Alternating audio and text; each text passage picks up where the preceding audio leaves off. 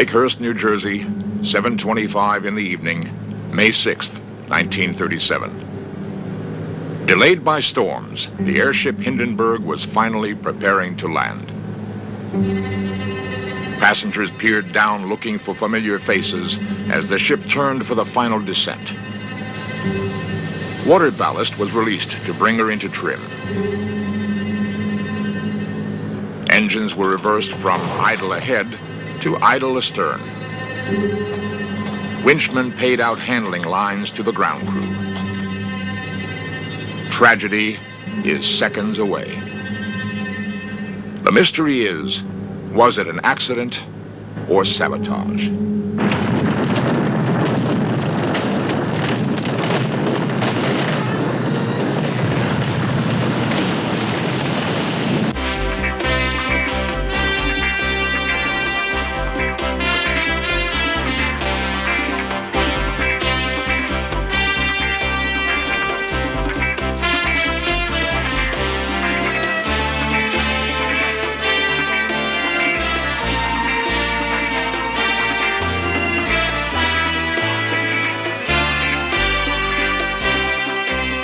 This series presents information based in part on theory and conjecture.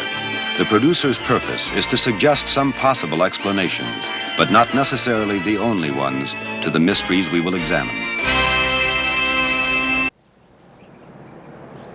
Lakehurst, New Jersey is a place that time has passed by. 40 years ago, it was the city of the future. The nearby Naval Air Station was the East Coast terminal for dirigible transatlantic crossings. The mammoth hangar strained to accommodate these giants of the air. Airship travel had become a reality. Germany was the starting point for most of these lighter-than-air voyages due to the engineering dominance of the company founded by Count Ferdinand von Zeppelin. In 1924, the company built this dirigible for the United States as part of Germany's reparations for World War I. Named the Los Angeles, she was piloted to Lakehurst by Hugo Eckener, the foremost authority on commercial airships and head of the Zeppelin Company. In 1928, Hugo Eckener built the largest, most luxurious airship to date, the Graf Zeppelin. Wherever she flew, the Graf Zeppelin was hailed as proof of the practicality of airship travel. Her popularity helped to restore the war-ravaged pride of the German people, many of whom had contributed money for her construction. In 1929, the Graf circumnavigated the world carrying passengers. Airlines with fixed-wing planes would not equal this feat for years.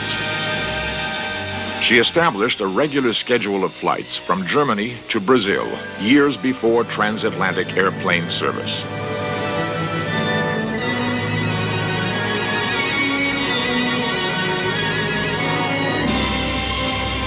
Ocean liners were the only competition in the Atlantic.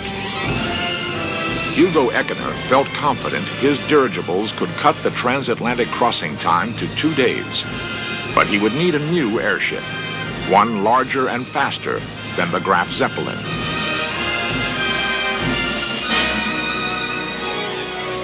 By late 1934, a new dirigible was under construction. She would be the largest airship ever built, the largest object ever put into the sky. She would be called the Hindenburg. 147 feet high and 1/6 of a mile long, she was so massive that a special hangar had to be constructed to house her. The control car would be separated from the passenger accommodations, which would be contained in the underside of the hull. 70 air travelers could be pampered by a 40-man crew as never before. The metal framework would surround 16 huge gas bags. 7 million cubic feet of lighter-than-air gas would give the Hindenburg buoyancy. Unlike other German Zeppelins, which were filled with explosive hydrogen, Hugo Eckener had designed the Hindenburg to be filled with helium, a gas so safe it would actually smother fire. The United States was the primary source of this rare natural gas and was at first willing to sell it to the Zeppelin company. Alles, was ihr seid, seid ihr doch nicht. Adolf Hitler's rise to power complicated the negotiations. Sieg heil! Sieg heil! Sieg heil! Hitler saw the airships as propaganda machines to carry the message of the Third Reich around the world. The increasing militancy of the Nazi government caused the United States to have second thoughts about selling its helium to a German company, fearing it would be used in dirigibles fitted for war. A disappointed Eckener had no choice. If he wanted the Hindenburg to fly, she had to be inflated with flammable hydrogen. In early March 1936, the Hindenburg was ready. Accompanied by the Graf Zeppelin, the Hindenburg set out on a 3-day propaganda flight. Eckener complained loudly and publicly about what he considered to be the misuse of his airships. The furious propaganda minister forbade the German press to ever mention Eckener's name again. Earlier, Eckener's anti-Nazi sentiments had brought him into disfavor with the Third Reich. He was removed as director of the Zeppelin company. The airships sailed on. Named for the former German president, the Hindenburg was the symbol of the new Nazi era.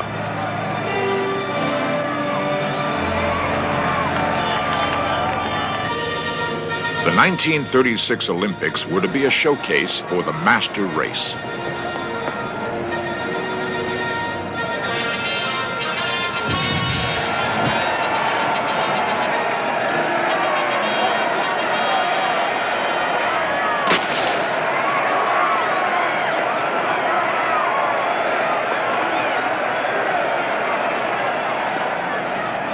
In the wake of Jesse Owens' 4 gold medals, the stunned Nazis turned to the Hindenburg to regain their lost prestige.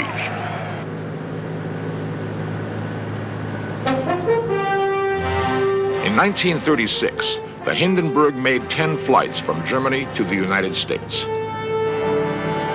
Almost every crossing set a new transatlantic speed record.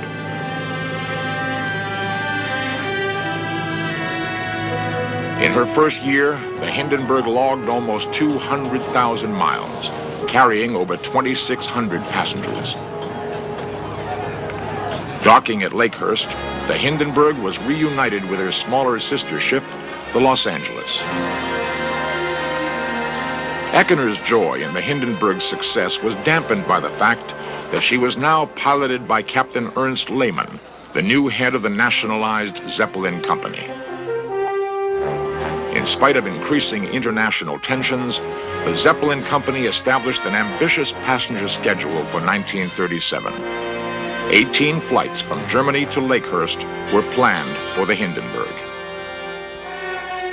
Almost immediately after the announcement of the schedule, the German embassy in Washington began receiving threats against the airship. Warnings came by phone and mail that the Hindenburg would be destroyed at Lakehurst. When the Hindenburg was ready to leave on her first U.S. flight of 1937, the ship was thoroughly searched for any kind of destructive device. Passengers' luggage was also carefully inspected. Although this flight would be commanded by Captain Max Pruss, Captain Lehmann decided to go along, hoping his presence would help alleviate the rumors of sabotage. The Hindenburg was ready. Captain Pruss gave the launch command, "Up ship." The Hindenburg lifted off from Frankfurt in the evening of May 3rd, 1937. The 97 people on board expected the flight to be as routine as several years of passenger service had proven it could be. The route across Europe was determined by international politics. The Hindenburg flew across Holland to the English Channel. By May 4th, the Hindenburg was over the North Atlantic. Violent storms and strong headwinds reduced her speed to only 60 miles per hour. Unaffected by the turbulence outside, passengers settled down to a meal of Rhine salmon a la Hindenburg. The great airship flew on smoothly through the storms and lightning that would delay her arrival.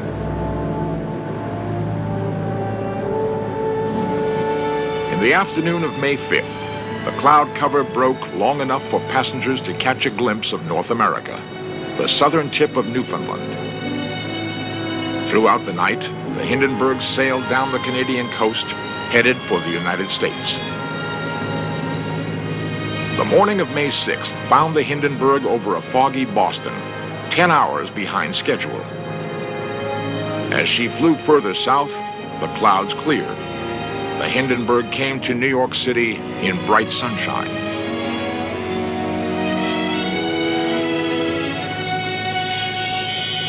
As the Hindenburg left New York, Lakehurst radioed that a weather front was moving into the New Jersey area. The Hindenburg reached Lakehurst at 4 in the afternoon, but gusty winds and rain made an immediate landing impossible. She turned east, back out to sea, to ride out the storm over the New Jersey coast. She would have to wait 3 more hours before reaching her final resting place.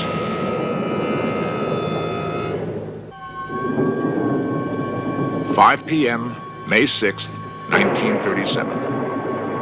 The airship Hindenburg cruised off the New Jersey coast, waiting for the weather to clear at Lakehurst. At 6:23 p.m., Lakehurst radioed, "Recommend landing now." Captain Pruce acknowledged and set course for Lakehurst. Radio commentator Herb Morrison recorded her arrival for the first transcontinental broadcast.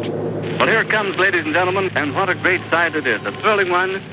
The ship is riding majestically toward us like some great feather. It's a marvelous... Newsreel cameras whirred as water ballast was released to bring the ship into trim. The ship is no doubt bustling with activity, as we can see. Orders are shouted to the crew. The passengers probably lining the windows, looking down at the field ahead of them, getting their glimpse of the mooring mast. It's practically standing still now. They've dropped ropes out of the nose of the ship. It's been taken a hold of down on the field by a number of men. It's starting to rain again. The rain had flagged up a little bit. The back motors of the ship are just holding it just enough to keep it from... It bursts into flames. Get it, Johnny, get it, Johnny. It's crashing terrible.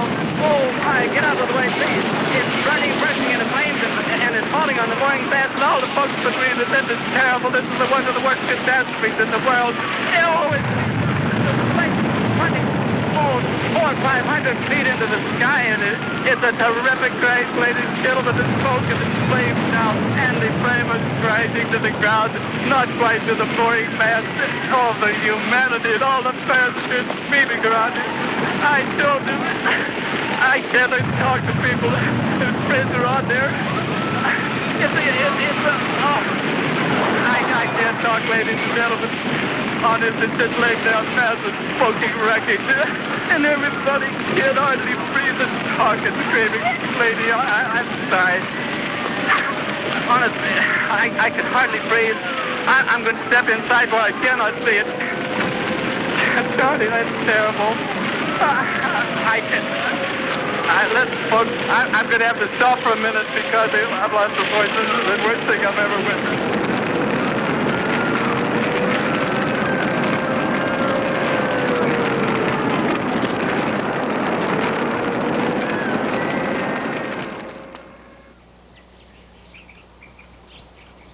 Even today, the disaster is vivid in the memories of those who witnessed the crash. A member of the ground crew was directly beneath the Hindenburg when she exploded. Lawrence Thomas. My job was to have what they call a spider line. I would hook the spider line onto the ship, and there would be 8 men would spread out with the different ropes and pull just as hard as they could. So just as I was reaching for the rope to put my spider line on, she went boom, and it blew it right out of my hand. And matter of fact, if I remember correctly, I think most of us went off our feet. Stanley True worked at the Lakehurst base as an ambulance driver. They asked us to take the two commanding officers, which was Captain Proust and Captain Lehman, and we proceeded to put them in our ambulances. Captain Proust, who I was attending in the ambulance, was burnt from head to foot, but he was in perfect spirits. Captain Lehman seemed to me like he was gone. Miraculously, 62 people on board the Hindenburg escaped from the flames. The death toll was 36. 13 passengers, 22 crew members, and 1 groundsman. Captain Proust did recover, but Captain Lehman died from his burns. The Hindenburg herself was the last of her kind.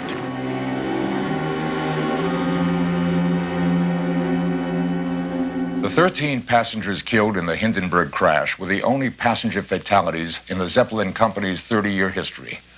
The reason for the fire that consumed the great airship was obvious: the 7 million cubic feet of volatile hydrogen gas contained in the hull. The reason why the fire started has been a source of controversy to this day. Was it accident or sabotage? One man has spent a lifetime sifting the evidence. World authority on airships and author of numerous books on the subject, Dr. Douglas Robinson. I've never been satisfied that the ship was sabotaged. I don't think there's been adequate proof of a plot to do so. I believe that there was an accidental ignition of leaking hydrogen. There is no doubt at all that the ship landed in a condition where there is a very high electrical potential difference right after a thunderstorm. After she dropped her landing ropes, she was discharging electricity, static electricity, into the atmosphere. The other question, of course, is there is obviously free hydrogen that was ignited by the brush discharge. How was there free hydrogen present? And there's quite a number of arguments about that, and there's certainly no agreement. How could hydrogen have escaped from the gas-tight bags?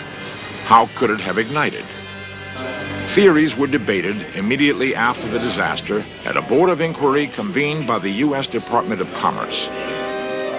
Germany sent an official commission headed by Hugo Eckener. Airship officials from both countries looked to Eckener to provide the answers. Eckener speculated that a bracing wire inside the hull had broken during landing maneuvers in the gusty winds. The broken wire slashed open a gas cell, allowing hydrogen to escape. It was then ignited by static electricity, sometimes called St. Elmo's fire.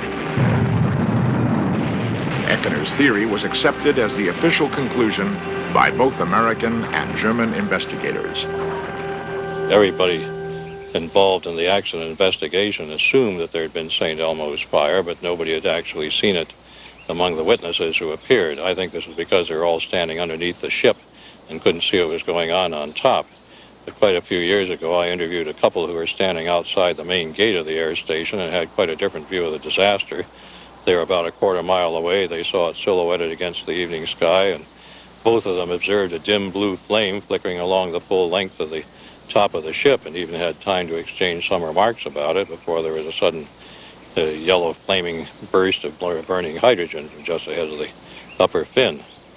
So I feel with no doubt whatever there was St. Elmo's fire, and it did set fire to escaping hydrogen.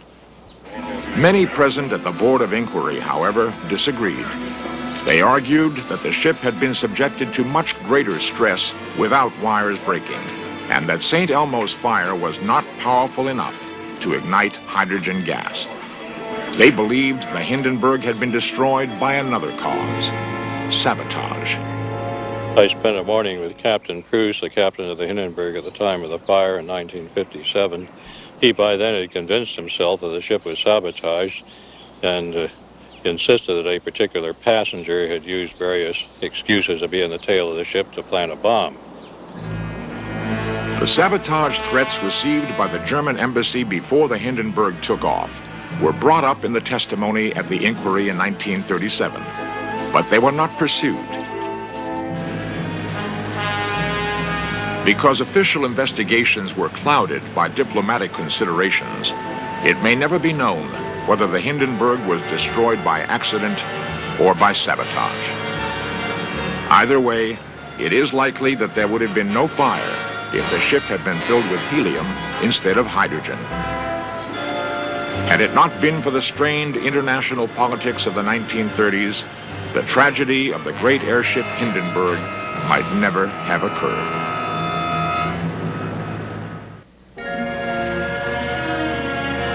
The Hindenburg crash sounded the death knell for giant passenger airships. Today, however, there is no longer the risk of fire that threatened the hydrogen-filled dirigibles. Helium is easily available. Perhaps commercial lighter-than-air service has a future after all. Goodyear public relations spokesman Ron Bell. With the fuel efficiency of the airship and the energy considerations of today and our modern technology and 50 years of experience in airship manufacturing, we're going to be able to build a far superior airship to what they had in the days of the Hindenburg. We have two airships currently that we have designed. One of them is the heavy lifter, 450 feet long and capable of carrying 75 tons of cargo. The other airship is the coastal patrol airship, and it's 320 feet long and able to patrol international as well as domestic borders. They have a very real feasibility. They're far more economical than aircraft and faster than ships for cargo transportation. In Europe and America, a number of companies are designing and testing a new generation of lighter-than-air craft. Perhaps the airship business is about to take up where the Hindenburg left off.